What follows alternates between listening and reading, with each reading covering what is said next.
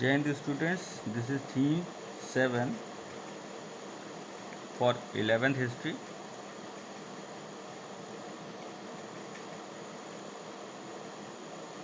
The revival of Italian cities.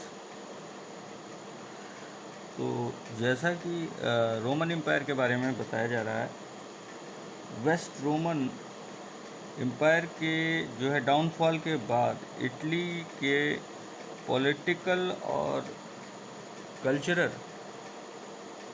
जो centres थे उनका काफ़ी तेज़ी से जो है डिस्ट्रक्शंस हो गया, विनाश हो गया। और इस समय कोई भी एक ऐसी सरकार नहीं थी कि जो रोम का पोप, जो अपने राज्य में बेशक एक पैरामाउंट था, सोवरजीन था, वो सारे यूरोपियन पॉलिटिक्स को एक साथ कंट्रोल कर सके या उनके ऊपर अपना हुक्म चला सके, ऐसा नहीं हो पा रहा था। एक अरसे से वेस्टर्न यूरोप के जो एरिया थे वो जो है एरिस्टोक्रेसी की वजह से एक नया सिस्टम जो है लेते जा रहे थे। लैटिनी चर्च के कंट्रोल में, फिर भी उनका काफ़ी हद तक कंट्रोल रहा लैटिन चर्च से। और इसी समय ईस्टर्न यूरोप में बाइजेंटाइन एम्पायर भी काफ़ी हद तक बदल रहा था। उधर कुछ वेस्ट एरिया में एक इस्लाम की एक जो है नई कल्चर का भी डेवलपमेंट हो रहा था। इटली एक कमज़ोर छोटा सा ही देश है और उस समय भी छोटा सा ही था, उसमें कई सारे पार्ट्स बटे हुए थे। लेकिन इन्हीं चेंजेस ने इटालियन कल्चर को रिकन्स्ट्रक्ट होने में या रीबर्थ होने में या रिवाइवल होने में काफ़ी सपोर्ट भी किया। बाइजेंटाइन एम्पायर और इस्लामिक नेशंस के बीच में काफ़ी ट्रेड्स हुआ करते थे। तो जो कोस्ट्स होते थे, पोर्ट्स होते थे, वो सब एक बार फिर से जो है ट्रेड की वजह से बढ़ गए। कि ट्रेड होना है तो पोर्ट भी होना चाहिए। ज़्यादातर लोग सी रूट के थ्रू ही ट्रेड कर पाते थे उस टाइम।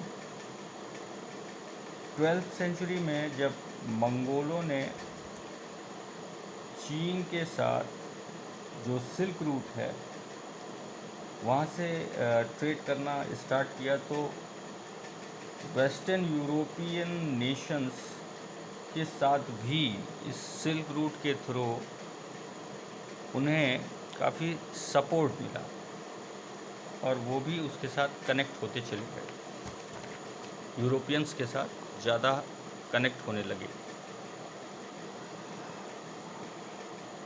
अब वे अपने आप को एक पावरफुल किंगडम या साम्राज्य के पार्ट के रूप में नहीं देख रहे थे, बल्कि वो अपने आप को एक फ्री जो है सिटीज़ के रूप में, एक सेंट्रल रोल के रूप में देख रहे थे। मतलब अब इटली का जो स्वरूप था वो चेंज हो गया था। जैसे पहले पावरफुल एम्पायर की तरह था, अब वो एक पावरफुल ट्रेड सिटी के रूप में बन चुका था। और नगरों में जो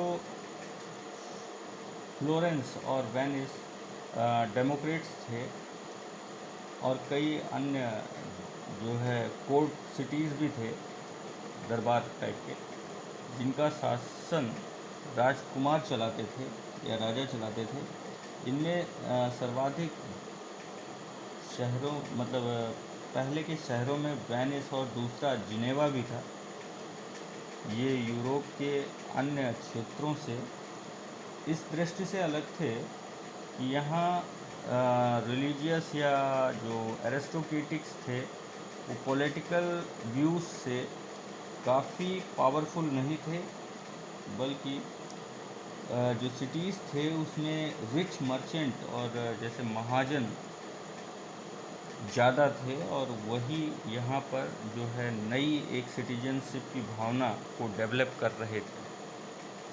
तो यहाँ तक कि जब इन सिटीज़ के साथ सैनिक जो डिक्टेटर्स थे उनके हाथ में भी रहा, लेकिन यहाँ के जो सिटीजन्स हुआ करते थे ये अपने आप को फिर भी ग्लोरियस महसूस करते थे कि वो सिटीज़ में हैं, और यहाँ काफ़ी हद तक सिटीजन्स को जो है एक तरह से फ्री बोलने की परमिशन वगैरह थी, फ्रीडम थी।